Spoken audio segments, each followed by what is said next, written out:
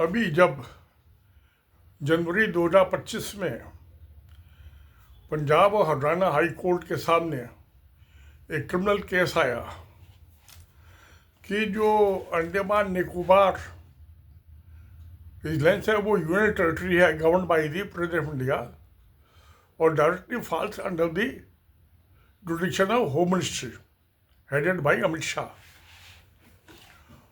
तो वहाँ का जो एडमिनिस्ट्रेटर कम लेफ्टिनेंट गवर्नर है, article 239 of the constitution of India, president of India union of India की गवर्नमेंट के headed by the prime minister और supported by aided abetted by the home minister, तो 100 करोड़ रुपये 100 करोड़ रुपये में की ब्राइब में वो अंडमान निकोबार यूनियन टेरिटरी के एडमिनिस्ट्रेटर और lieutenant governor, administrator cum lieutenant governor की पोस्ट बेची गई। ये तो रिश्वत है। जो आर्टिकल 239 है कॉन्स्टिट्यूशन इंडिया का, तो ये तो कॉन्स्टिट्यूशनल पोस्ट है। जब तक वो एडमिनिस्ट्रेटर का लेफ्टिनेंट गवर्नर है उसको इम्यूनिटी है, उसके खिलाफ कोई क्रिमिनल केस नहीं चल सकता। तो ये कॉन्स्टिट्यूशनल पोस्टें जो है करप्शन के एम्बिट में आ गई हैं, ऑक्शन हो रही हैं।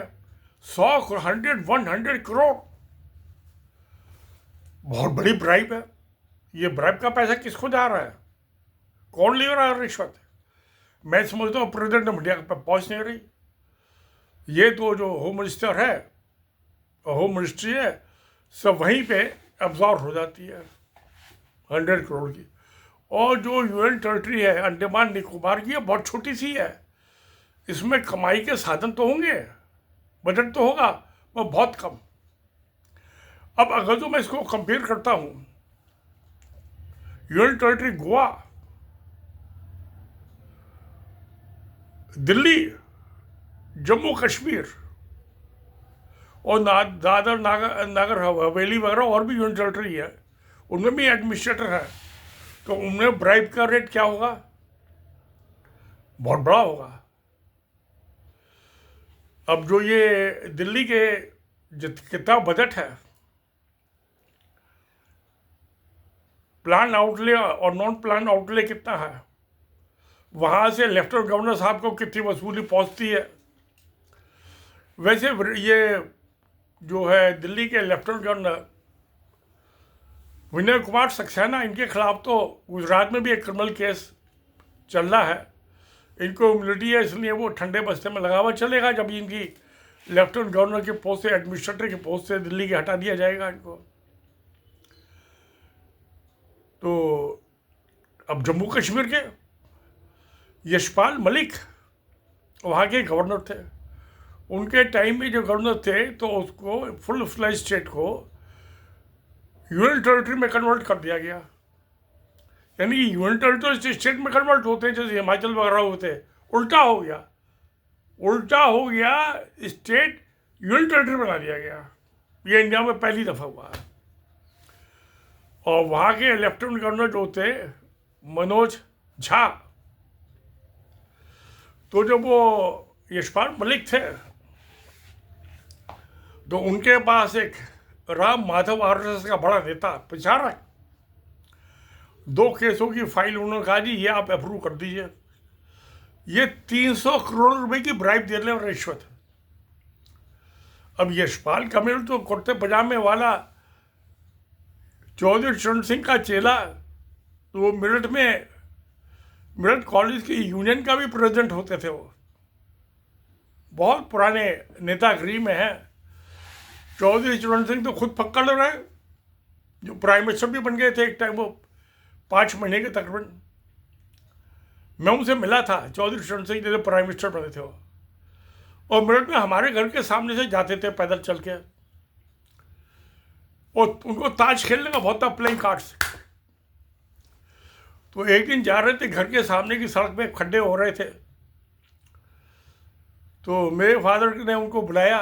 मेरे फादर ज्ञान सुंदर अग्रवाल जी और चौधरी चरण सिंह दोनों फुटबॉल खेलते थे साथ साथ गवर्नमेंट स्कूल मेरठ में। वो चरण सिंह मेरे फादर से सीनियर थे। अब क्योंकि मेरे फादर तगड़े थे, चरण सिंह फिजिकली कमज़ोर थे, तो वो मेरे फादर को छोड़ के बॉल छोड़ के भाग जाते थे। तो एक दिन ताश खेलने जा रहे थे, वहाँ एक मोहनलाल है, उनके दोस्त थे, पड़ोसी थे हमारे मेरठ में। तो उन्होंने कहा, भाई चौधरी साहब ये सड़क पे जा रहे हो, देख लो खड्डे हो रहे हैं, इसकी तो मरम्मत तो करा दो, प्रधानमंत्री तो आप बन गए। कहने अच्छा भाई ये तो म्यूनसिपलिटी वाले कराएंगे, प्रधानमंत्री थोड़ा ना कराएगा, चलो मैं किसी को कहलवाता हूँ, मैं खुद तो नहीं फ़ोन करूँगा डिस्ट्रिक्ट मजिस्ट्रेट को, मैं प्रधानमंत्री हूँ भाई। तो फिर उनके एक दोस्त थे मोहनलाल, मेरे फादर को उसकी से भी दोस्ती थी। तो जब इलेक्शन होने लगे तो लोकसभा के, उससे पहले हम गए थे, हम वहाँ बोट क्लब पे रोज़ाना रिले फास्ट कर रहे थे। तो पुलिस वाले लेकर चौधरी साहब के पास हमें 5 जनों को, मैं भी था उसमें। तो हमने कहा चौधरी साहब मैंने उनको मेरठ की याद दिलाई। तो मैं कहा मेमोरेंडम है, उन्होंने कहा भाई ऐसा भी इलेक्शन होने वाले हैं लोकसभा के, तो आजकल मैं अपनी पार्टी का इलेक्शन मैनिफेस्टो बना रहा हूँ, अभी तो मुझ पर टाइम है नहीं, इलेक्शन के बाद आ जाना। अब क्या इलेक्शन हुआ, हार गए इलेक्शन, प्रधानमंत्री अब क्या जाना था हम उनके पास। हम इंजीनियर का काम, तो प्राइम मिनिस्टर थे तो कुछ का करा देते थे, मतलब किसी को फ़ोन कर देते। वो इलेक्शन हार गए, फिर कौन, हम गए नहीं उनके पास। इंदिरा गांधी के पास गए, राजीव गांधी के पास गए, बहुत प्राइम मिनिस्टर देखे। इंदिरा गांधी अच्छी प्राइम मिनिस्टर थी, she are very effective, Rajiv Gandhi भी बहुत अच्छे थे। तो मुझे याद है, तो अब आज क्या हालत हो रही 2025 में, 2024-25 में, कि लेफ्टिनेंट गवर्नर की पोस्ट यूनियन टेरिटरी के एडमिशन के पूरे बिक रही हैं। अब अगर जो अंडमान निकोबार आइलैंड की जो छोटी सी पोस्ट है, उसका छोटा सा बजट होगा, पोस्ट तो बराबर है कॉन्स्टिट्यूशनल आर्टिकल 239 में, उसमें तो वो तो ठीक है, पर कमाई कितनी है, जो 100 करोड़ रुपए की रिश्वत दे रहा है आदमी। तो फिर मेरे ख्याल में दिल्ली की जो यूनियन टेरिटरी के एडमिनिस्ट्रेटर और लेफ्टिनेंट गवर्नर को तो 1000 करोड़ की रिश्वत कम से कम चाहिए। जम्मू कश्मीर के लेफ्टिनेंट गवर्नर कम एडमिनिस्ट्रेटर बनने के लिए भी वहाँ तो 1500 करोड़ की पोस्ट ही है, बहुत बड़ा स्टेट है, बहुत बड़ा बजट है। गोवा के लेफ्टिनेंट गवर्नर एडमिनिस्ट्रेटर बनने के लिए, या गवर्नर है शायद वहाँ पोस्ट, हाँ गवर्नर की है गोवा में तो, और एडमिनिस्ट्रेटर यूनियन टेरिटरी है गोवा भी, उसके लिए मेरे ख्याल में 500-700 करोड़ की तो ब्राइब देनी पड़ती होगी। तो क्या हो रहा है हमारे यहाँ कि कॉन्स्टिट्यूशनल पोस्टें बिक रही हैं। शायद दुनिया में ऐसा कहीं नहीं हुआ कि संवैधानिक पोस्टें बिक रही हैं। अगर को पटवारी लगाना है, कानून लगाना है, वो तो पोस्टें बिकती हैं, पुलिस के हवलदार की है, सिपाही की है, कांस्टेबल की, सब इंस्पेक्टर की है, डीएसपी की, ये तो पोस्टें बिकती हैं। ये तो बहुत एक डीएसपी को 1 करोड़ की बिकती है। एक दिन नाई के बाद बाल कटवा रहा था, तो एक वहाँ पे इंस्पेक्टर भी आ गया और रिटायर हुआ, तो बात कर रहा है, मैं भी पुलिस का कांस्टेबल बनने के लिए 2 लाख की रिश्वत देनी पड़ती है। तो वो इंस्पेक्टर कहता है, अग्रवाल साहब आप क्या बात कर रहे हो, आज के दिल्ली में पुलिस का कांस्टेबल लगने के लिए 5 लाख की रिश्वत देनी पड़ती है। और ये जो मैं बात बता रहा हूँ आपको, 8-10 साल पहले की बता रहा हूँ, अब 5 करोड़ तो मेरे ख्याल में 10 लाख हुई होगा वो पुलिस के कांस्टेबल की भर्ती में। अब जो पुलिस का कांस्टेबल होता है, राष्ट्रपति का प्रतिनिधि है, किसी को डंडा मारता है, राष्ट्रपति की ऑथोरिटी मारता है। आर्टिकल 60 में जो कॉन्स्टिट्यूशन दिया गया, head of the executive is president of India. तो डंडे से पिटने से बचने के लिए रिश्वत देनी पड़ेगी। तो मुझे एक बात याद आई, वहाँ मेरठ में मेरे फादर के ऑफिस में एक क्लर्क था, उसके लड़के ने बीए पास कर लिया, नौकरी कहीं मिलती नहीं, अब पंजाबी था वो। तो ये तो बड़े पंजाबी तो बड़े डायनेमिक होते हैं। उसने कहा बेटा ऐसा कर, वो एक ठेला किराए पे ले ले, 4 पहियों वाला जो होता है, और सब्जी मंडी से ला के और सब्जी बेच दिया कर सुबह से शाम तक, कुछ पैसे बच जाएंगे, कमाई हो जाएगी, नौकरी तो मिल दे रही। और वो BA पास था लड़का, वो मिडिल कॉलेज से किया था उसने BA पास 3rd डिवीजन में, जहाँ से चरण सिंह ने MSc किया था। मेरे फादर ने MA इकोनॉमिक्स में MA किया था उच्चरण उसे, और ये उसकी यूनियन का प्रेसिडेंट था यशपाल मलिक, स्टूडेंट्स यूनियन का। हड़ताल वगैरह कराता रहता था, शुरू से खुराफाती था ये। मैं बेईमान नहीं था, रिश्वतखोर नहीं था, ऑनेस्ट आदमी था। चरण सिंह भी डेड ऑनेस्ट था। मैं फर्स्ट क्लास MSc एग्रीकल्चर में था, तो किसान फैमिली से था ना, बागपत की। कि मेरे फादर के दोस्तों में था वो। और वो जो फुटबॉल खेलने वाले तो जमाने बीत गए थे, मेरे फादर भी बुढ़े हो गए, चौधरी चरण सिंह भी बुढ़े हो गए। तो अब ये जो पोस्टें, कॉन्स्टिट्यूशनल पोस्टें बिक रही हैं, अब दो क्या पंजाब हरियाणा हाई कोर्ट क्या करती क्या नहीं करती, क्योंकि ये जजों की पोस्ट भी तो बिका हुआ है। मैं एकदम 1985 में दिल्ली हाई कोर्ट में बैठा था अपने केस की हियरिंग के लिए। तो वहाँ पे एक सरदार जी आ गए, नेक साहब। वो कह थे आप 40 लाख रुपए के रिश्वत दे के हाई कोर्ट के जज बने हो। और जस्टिस वधवा थे, वो फिर बाद में सुप्रीम कोर्ट में भी एलिवेट हुए थे दिल्ली हाई कोर्ट से। बहुत अच्छे जज थे वो। उन्होंने मेरे केस पे बड़ा अच्छा जजमेंट दिया था। जिन वकीलों ने एक लगा उनकी एक बात नहीं मानी, मेरी सारी बात मान ली, और मैंने आर्गू भी नहीं किया। कहाँ लिखा है CPC में मैं आर्गू करूँगा कोर्ट में? कहीं नहीं लिखा हुआ, ना CRPC में क्रिमिनल केस में, ना सिविल केस में, कोई नहीं है। तो अब ये तो मैं तो बड़ा हैरान कि कॉन्स्टिट्यूशन। अच्छा, अब ये जो पैसा जा किसके पास रहा है, देने वाले का तो पता चल गया। ये जो दे रहे हैं पैसा रिश्वत, ये तो पता चल गया कि ठीक है, अभी कोई ले भी तो रहा है, कोई डिमांड भी तो कर रहा है। वो क्या होम मिनिस्टर से बातचीत नहीं हुई होगी? डर एजेंट शो रखे रिश्वत वसूली के, भाई के एजेंट दलाल। वो दलाल वो पकड़ा गया है हरियाणा में, तो वो पता नहीं इंस्पेक्टर है पुलिस का, उसको तो गिरफ्तार कर लिया पुलिस ने। और एडवांस में 11 करोड़ रुपए दिए थे, अभी 100 नहीं दिए थे। और 100 पहले कैसे दे देगा? पैसे खा कर ना बंद किया तो रिश्वत के पैसे के बंटवारे में झगड़ा हो जाता है कभी कभी। तो कहाँ हम जहाँ हमारा देश जा रहा है, ये BJP के नरेंद्र मोदी कहाँ लेके जा रहा है देश को? अरे भाई, एक छोटे से अंडमान निकालकर 100 करोड़। तो दिल्ली के तो मेरे ख्याल में एडमिनिस्ट्रेटर कम लेफ्टिनेंट गवर्नर की पोस्ट 1000 करोड़ से भी ज़्यादा ही की जाएगी। और ये देने वाले, इनके पास पैसा कहाँ से आया? तो कितनी तनख्वाह मिलती है एक IAS अफसर को? शायद 1 करोड़ की सेविंग नहीं कर सकते सारी जिंदगी में। तो रिश्वत से पैसा बटोरा वही तो देगा ना, होम मिनिस्टर साहब को रिश्वत के पैसे। अब इनकी बड़ी पावर है, क्यों कि कॉन्स्टिट्यूशन के मुताबिक जैसे दिल्ली में असेंबली है, जम्मू कश्मीर में स्टेट असेंबली है, अभी इलेक्शन हुए थे 2024 में, नवंबर में हुए थे। तो यहाँ के लेफ्टिनेंट गवर्नर जो है, स्टेट के गवर्नर एड एंड एडवाइस से चलते हैं, जो फुल फ्लैज स्टेट है। यूनियन टेरिटरी के लेफ्टिनेंट गवर्नर वो एड एंड एडवाइस से नहीं चलते हैं काउंसिल ऑफ मिनिस्टर्स की। उन पर कोई रोक टोक नहीं है, जो चाहे वो करे, खुला काम करे, खूब खाए जम के पैसे। तो ये हो रहा है, देश कहाँ जा रहा है, भारत कहाँ जा रहा है?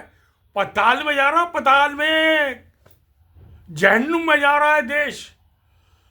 और ये कहते हैं करेक्ट बात, हिंदू रे हिंदू, हम देशभक्त। अगर ये रिश्वतखोर देशभक्त हो गए। वो जो सरकारी ठेके होते हैं, पुलिस वालों का ट्रांसफर पोस्टिंग होते हैं, क्योंकि पुलिस जो होती है, स्टेट की पुलिस और लैंड जो है लेफ्टिनेंट गवर्नर के अंडर में, दिल्ली के law and order lieutenant governor के अंडर में, विनय कुमार सक्सेना के अंडर में। तो वही पुलिस वाले अब नौकरी में देने में पैसे लेते हैं, उनके ट्रांसफर पोस्ट ऐसे कमाई की पोस्ट पे करते हैं, तो आईपीएस वो सीधे डायरेक्ट उसको पैसा देते हैं लेफ्टिनेंट गवर्नर को। पता नहीं पुलिस कमिश्नर के थ्रू देते हैं, किसके थ्रू देते हैं। एजेंट छोड़, जब लेफ्टिनेंट गवर्नर के अपार्टमेंट के लिए एजेंट ब्राइब इकट्ठी करे, 11 करोड़ रुपये एडवांस में ले लिया भाई ने। और पता नहीं अपार्टमेंट आपको कोर्ट में चला गया तो मेरे ख्याल में तो अपार्टमेंट होगा नहीं, वो पैसा भी डूब गया 11 करोड़ रुपया उसका। वो मनी लॉन्ड्रिंग वालों ने उसको नहीं पकड़ा, सीबीआई वालों ने नहीं पकड़ा। ये क्या, कहाँ जा रहा है हमारा समाज, हमारा देश कहाँ जा रहा है? पाताल में जा रहा है, नरक में जा रहा है, जहन्नुम में जा रहा है। कॉन्स्टिट्यूशन, अब मैं राष्ट्रपति को, मुर्मू को अपॉइंट किया था, उनसे भी हो सकता है ये रिश्वत लियो, पता ही टीचर थे स्कूल में, उसके बाद तो इतने पैसे नहीं होंगे। अब बाद में कमा लियो। अब जो लेफ्टिनेंट गवर्नर को अपॉइंट करेगा तो राष्ट्रपति करता है ना एडमिनिस्ट्रेटर, एडवाइस होती है होम मिनिस्ट्री की, जो unit directly administered by the home secretary and home minister. गजब है, वंडरफुल, वाह वाह, मजा आ गया। अब देखते हैं हाई कोर्ट के जज ही क्या कर लेंगे, क्योंकि ये भी तो रिश्वत देके अपॉइंट हुए, ये भी अपना हिस्सा वसूल गए और मामले को रफा दफा कर देंगे, छोड़ देंगे। 11 करोड़ तो पकड़े गए ना, वो कहेगा यार ये 11 मुझे दो, तू छोड़ देगा, कहानी खत्म करो साले, तुम भी आज़ाद, मैं भी, हम भी आज़ाद, जान बख्शो। 11 नहीं लेंगे, 8-10 तो ले लेंगे, 2 जजों की बेंच है, बांट लेंगे आपस में 5-5 करोड़ रुपया। हाई कोर्ट के जज भी, ये कौन से दूध के डोले, ये कौन से गाय को हाथ लगा के थोड़ा पैदा हुए बेईमान। सुप्रीम कोर्ट तक के जज बेईमान चोर है। इसलिए बांग्लादेश ने जो अपनी जो डिस्ट्रिक्ट कोर्ट के जज भेजते थे इंडिया में ट्रेनिंग के लिए, वापस ले लिए। ये तो हमारे जजों को भी बेईमान बनाने के इंडियन के जज। अब शायद पाकिस्तान वालों से ट्रेनिंग दिलवाएंगे या अमेरिका भेज देंगे, वहाँ के जज तो जो है, ये ट्रम्प जो है, जिस दिन से ओथ लिया उससे 5 दिन पहले इसको कन्विक्ट कर दिया डिस्ट्रिक्ट जज ने, और ये कह दिया कि मैं आपको कन्विक्शन कर रहा हूँ, सज़ा नहीं दे रहा हूँ, क्योंकि जनता ने आपको प्रेसिडेंट अब इलेक्ट किया है, आप 4 साल चला, पब्लिक की सेवा की है, देश की सेवा की है ठीक से, इसमें आपको सज़ा नहीं दे रहा हूँ। और उसे हमने ऑर्डर में लिख दी बात। ये हिंदुस्तान में किसी सुप्रीम कोर्ट के जज की औकात है? डिस्ट्रिक्ट कोर्ट के जज तो बेचारे को, उसको तो गोली मार दें, जैसे उस सीबीआई के स्पेशल जज लोहिया को गोली मार दी, अमित शाह का जो केस था उसके पास मर्डर का। तो सारे जज डरपोक हैं यहाँ, तो डरपोक भी है, रिश्वतखोर भी है, दोनों ही यहाँ। गवर्नमेंट के खिलाफ फायदा देने की भी हिम्मत नहीं है। चलिए देखते अब क्या होता है। जब पंजाब हरियाणा हाई कोर्ट करती है, कुछ सजा दे दे, और जो मांग रहा था, जिसने ब्राइब दिए थे 11 करोड़ रुपये एडवांस में, उसको तो पकड़ ले कम से कम, उसको तो अंदर कर दे। नहीं करेंगे, मुझे तो उम्मीद नहीं है। आपको प्यारे दोस्तों, आपको उम्मीद हो कि हाँ कर देगी high court, Punjab Haryana high court इसको उम्र कैद की सज़ा, मुझे तो नहीं दिखाई देता। चलिए ठीक है, जो है सच्चाई तो है। डिफैक्टो और डी जूर हिंदुस्तान की सिचुएशन यही है जो मैं बयान कर रहा हूँ।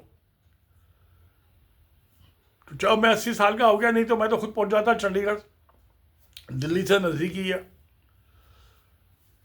अब क्या जाना, कितने चोर पकड़ लो, जब सारे हमाम में नंगे हैं, क्या करोगे? कुछ नहीं कर सकते। तो धन्यवाद, नमस्कार, सत्यमेव जयते।